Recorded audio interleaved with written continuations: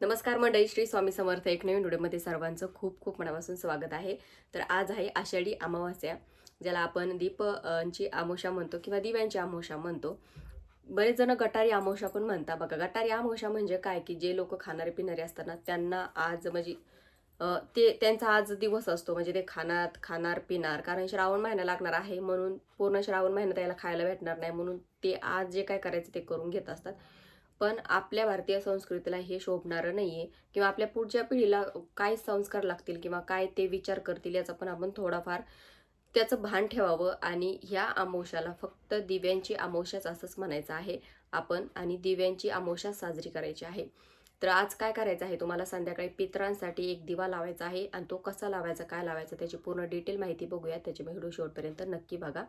तर अमावस्येच्या दिवशी सकाळी किंवा संध्याकाळी काय काय उपाय करायचे आहेत पितरांसाठी किंवा आपल्यासाठी, आपल्या घरातल्या व्यक्तींसाठी, घराची नजर कशी काढायची, त्याची पूर्ण डिटेल माहिती यूट्यूब चॅनलवर दिलेली आहे. त्याची पूर्ण तुम्ही तिथे जाऊन व्हिडिओ चेक करून बघू शकता. त्याच्यानंतर बघा, संध्याकाळी दिवा लावायचा. पितर म्हणजे आपले पूर्वज असतात, त्यांच्यामुळेच आपण जे काही आहोत ते आहोत. त्यांच्याच आपण संपत्तीवर जगत आहोत. म्हणजे जे काही प्रॉपर्टी आहे त्यांचीच आहे. आपण आपल्याला नाव त्यांचंच मिळालेलं आहे. म्हणजे आपण त्यांची पुढची पिढी आहोत, आणि आपली पुढची पिढी पण आपलं असंच काहीतरी करावं म्हणून आपण ह्या गोष्टी करायच्या असतात. म्हणजे आपल्या मुलात बाळांनी त्या बघायच्या, आणि त्यांनी पुढं चालून हीच रीती त्यांनी सुरू ठेवायची. मुलांना तुम्ही सुद्धा सांगू शकता. तर काय करायचं आहे, संध्याकाळी तुम्हाला एक कणकेचा दिवा बनवायचा आहे. मीठ नाही टाकायचं कणिकमध्ये, थोडीशी कणिक मळवायची, थोडासा मोठा दिवा घ्यायचा, म्हणजे जास्त वेळ त्याचं चालला पाहिजे तो.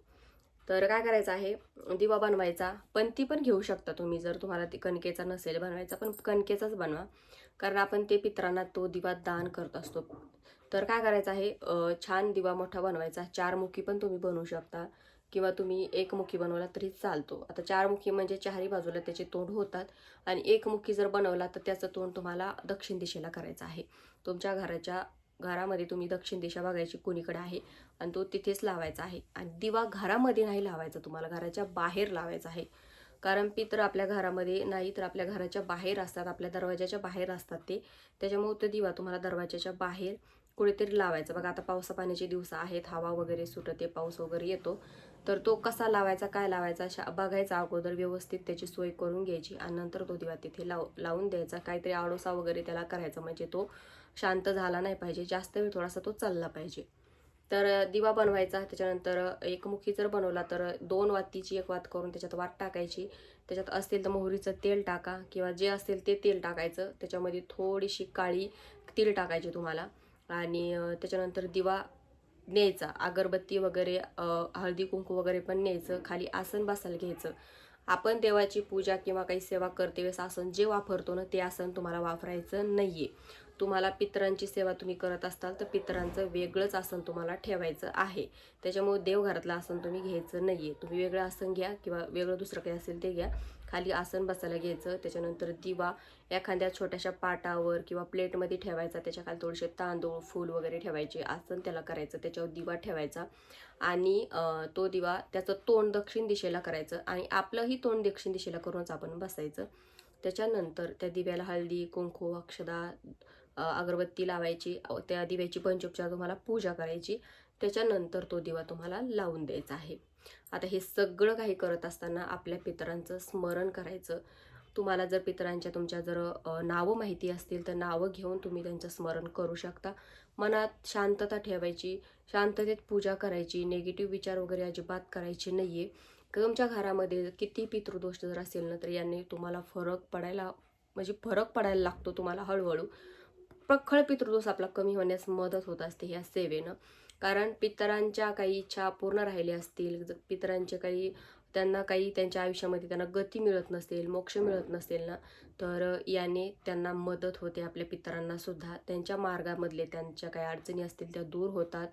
म्हणजे त्यांना गती मिळाली की मग ते आपल्याला भरभरून आशीर्वाद देत असतात. आपल्याला कोणत्याही गोष्टीमध्ये ते अडचण आणत नाही, आणि आपल्या घरातला पितृदोष कमी व्हायला मदत होत असते.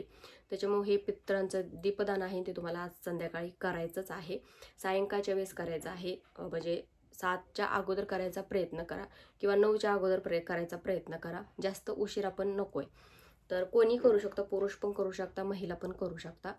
त्याच्यानंतर दिवा लावल्यावर तुम्हाला ओम पितृदेवताये नमः, जर पितरांचं नाव माहिती नसेल तर हा मंत्र म्हणायचा.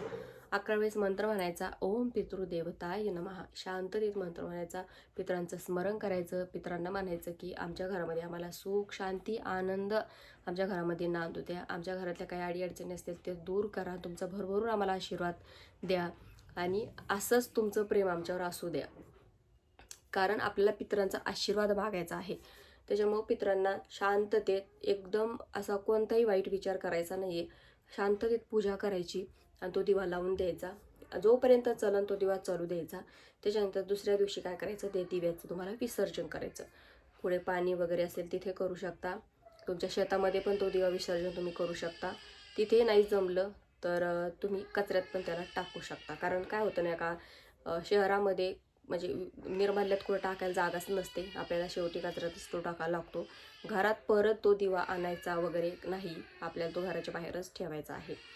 तर असा हा संध्याकाळी तुम्हाला पितरांसाठी एक दीपदान करायचं आहे.